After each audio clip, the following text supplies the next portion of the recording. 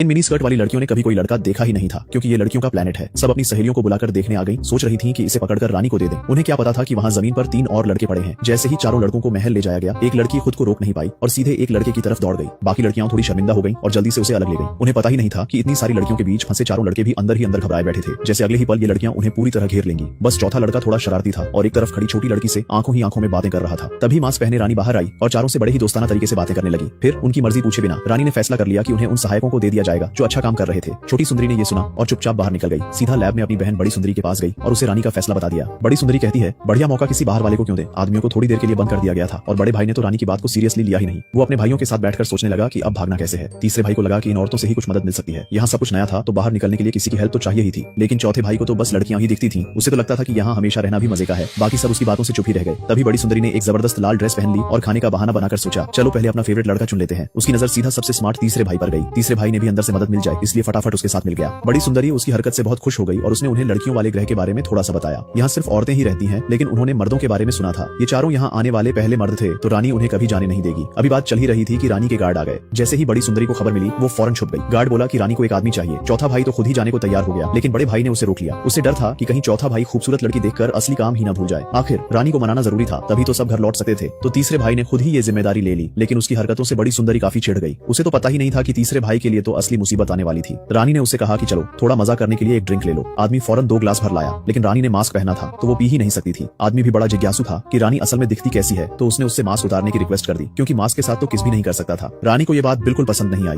वो झट से उठी और स्क्रीन के पास चली गई। फिर उसने रिमोट से स्क्रीन ऑन किया और अपनी टेक फैक्ट्री दिखाते हुए बोली, देखो मेरे पास यूनिवर्स की सबसे दमदार टेक्नोलॉजी है, बस सोचूं और धरती गायब। तो बेहतर है कि मेरी बात मान लो। लेकिन जैसे ही आदमी ने उसकी धमकी सुनी, वो भी भड़क गया। गुस्से में उसने झट से उसका मास्क उतार दिया, लेकिन रानी का चेहरा तो पूरी तरह बिगड़ा हुआ था। ये देखकर वो एकदम दंग रह गया। फिर रानी ने भी सोचा अब जो होगा देखा जाएगा, और उसने उसे जबरदस्ती खुद को अपनाने के लिए मजबूर कर दिया। लेकिन आदमी ऐसा नहीं कर पाया, तो रानी गुस्से में आकर तुरंत लोगों को बुला के उसे ले जाने को कह देती है। आदमी वापस आता है, अपने दोस्तों को बताने ही वाला था कि अचानक एक गार्ड अंदर घुस आती है और सबको बाहर ले जाती है। चारों को लगा कि रानी अब सजा देगी, लेकिन असल में बड़ी सुंदरी ने कोई जुगाड़ निकाल लिया था। तीसरे ने खुशी खुशी में बड़ी सुंदरी को गले लगा लिया और चौथा तो खुशी के मारे फूला नहीं समा रहा था। बड़ी सुंदरी ने फटाफट हथियार निकाले और सबको दे दिए। तभी बाहर से किसी के कदमों की आवाज आई। बड़ी सुंदरी ने लोगों को जल्दी से छुपने को कहा और खुद जाकर आने वाले को टरका दिया। फिर सबको लेकर छुपते छुपाते किसी तरह महल से बाहर निकल गई, लेकिन महल के चारों तरफ स्कैनर लगे हुए थे। वे घबराकर इधर उधर भाग रहे थे। आखिरकार सब एक गुफा में जा पहुंचे। चौथा भाई बड़ा जिज्ञासु था, इधर उधर ताक झांक करने लगा। तभी एक बड़ी सी मकड़ी चुपचाप आ गई और सीधा चौथे पर झपट पड़ी। तीसरे ने बिना सोचे समझे मकड़ी पर गोली चला दी और मकड़ी तुरंत काले पानी में बदल गई। फिलहाल तीनों कपल्स तो सेफ थे और आपस में मस्तियां कर रहे थे। यहाँ तक कि दूसरे वाले को भी एक खूबसूरत लड़की पसंद करने लगी, लेकिन बेचारा बड़ा भाई तो अकेला ही रह गया। आखिरकार उसने सोचा चलो बाहर घूम फिर आते हैं। तभी वो देखता है कि रानी के गार्ड्स आ रहे हैं। वो फटाफट वापस जाकर सबको बता देता है वो गुफा में फंसे हैं, भागना तो नामुमकिन है। तीसरा बंदा बोलता है चलो थोड़ा दिमाग लगाते हैं, ऐसे दिखाते हैं जैसे बड़ी सुंदरी और बाकी तीनों ने इन्हें पकड़ लिया है। फिर गार्ड्स के साथ वापस चलते हैं। रानी भी झट से तीसरे बंदे से मिलने आ जाती है, लेकिन असल में ये सब उसके लिए एक जाल था। रानी को पता चलता है कि उसे बंधक बना लिया गया है। वो ऐसे दिखाती है जैसे बहुत दुखी है और बिस्तर पर गिर जाती है, लेकिन असल में वो चुपके से पिस्तौल उठा लेती है। किस्मत से सब लोग जल्दी से छुप जाते हैं तो किसी को गोली नहीं लगती। फिर रानी को पकड़ लिया जाता है और उसका मास्क भी छीन लिया जाता है। कुछ लोग रानी को बांधकर पर्दे के पीछे छुपा देते हैं। अब उनकी प्लानिंग है कि बड़ी सुंदरी रानी बनकर रहेगी और छोटी सुंदरी बाकी लोगों के साथ एक फैक्ट्री में। इसी बीच रानी के गार्ड्स आ जाते हैं। रानी भी मौका देखकर पर्दा गिरा देती है। उनकी चाल भी पकड़ में आ जाती है। रानी को तो बचा लिया जाता है, लेकिन वो हार मानने वाली नहीं थी। सीधा सबके सामने अपना नकाब उतार देती है और तीसरे बंदे को जबरदस्ती अपने साथ रहने को कहती है, लेकिन वो तैयार नहीं था। गुस्से में रानी सबको टेक्नोलॉजी फैक्ट्री ले जाती है। वो उन्हें बताती है कि उसके हथियार अब सीधा धरती की तरफ ताने हुए हैं, बस उसे बटन दबाना है और धरती गायब हो जाएगी। लेकिन किसी को उसकी धमकी की कोई परवाह ही नहीं है। रानी गुस्से में स्विच के पास चली जाती है, फिर भी कोई मानने को तैयार नहीं, तो वो बटन दबा देती है। लेकिन जैसा उसने सोचा था वैसा कुछ भी नहीं होता। धरती तो वैसे की वैसे ही रहती है, बिल्कुल सुरक्षित। रानी तो बिल्कुल मानने वाली नहीं थी, बार बार बटन दबाती रही। आखिरकार टेक्नोलॉजी फैक्ट्री में धमाका हो गया, लेकिन रानी ने हार नहीं मानी, अंदर घुस गई और फिर से कोशिश करने लगी। इससे तो धमाका और जल्दी हो गया। आखिरकार रानी फैक्ट्री में ही धमाके में मारी गई। रानी गई तो झगड़ा भी खत्म हो गया। अब बड़ी सुंदरी रानी बन गई है। हालांकि उसे ये बदलाव बिल्कुल पसंद नहीं आया, लेकिन वो चारों लड़कों को जबरदस्ती रोकना नहीं चाहती थी। वो सोच रही थी कि उन्हें वापस धरती भेज दे। तभी धरती से एक मैसेज आ जाता है। वहां से बोलते हैं कि चारों लोग उसी ग्रह पर ही रहें, इससे बस एक इंटरचेंज और सीखने का मौका मान लो। सब लोग तुरंत खुश हो जाते हैं। अब जिसके पास गर्लफ्रेंड नहीं थी वही सबसे बड़ा चैंपियन बन जाता है। ढेर सारी खूबसूरत लड़कियां उसे प्यार जताने लगती हैं और यही फिल्म खत्म होती है।